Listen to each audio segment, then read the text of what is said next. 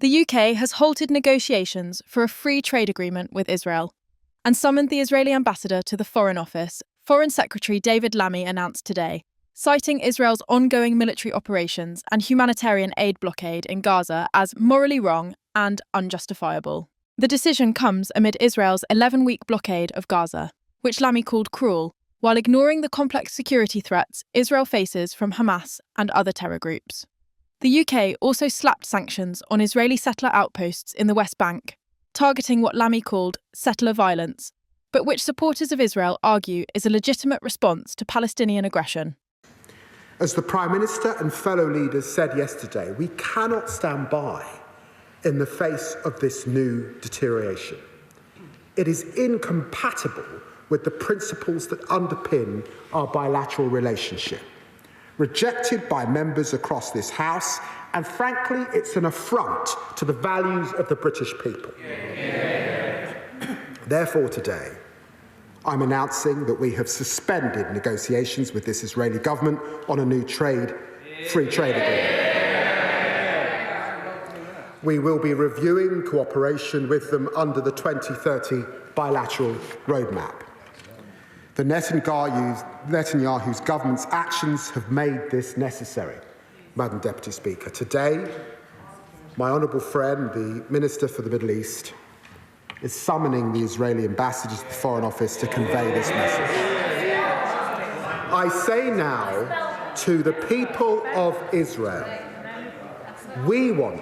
I want a strong friendship with you based on shared values, with flourishing ties between our people and societies. We are unwavering in our commitment to your security and to your future, to countering the very real threat from Iran, the scourge of terrorism, and the evils of anti-Semitism. But the conduct of the war in Gaza is damaging our relationship with your government. And as the Prime Minister has said, if Israel pursues this military offensive, as it has threatened, failing to ensure the unhindered provision of aid, we will take further action in response.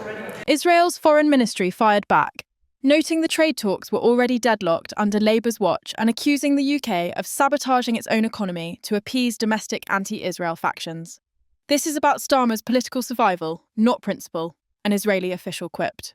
Conservative leader Kemi Badenoch blasted the move as spineless posturing that weakens Britain's global standing and alienates a key ally. Labour's obsession with virtue signalling to the far left betrays our shared values with Israel, the Middle East's only democracy, she said. Pro-Israel groups echoed her, warning the decision emboldens terrorists and undermines Britain's economic interests. While Starmer and Lammy demand a ceasefire and more Gaza aid, critics argue they've ignored Israel's right to self-defence and the ongoing hostage crisis. The suspension, coordinated with France and Canada, signals Labour's shift toward a pro-Palestinian stance, raising fears of further diplomatic fallout with one of Britain's strongest partners.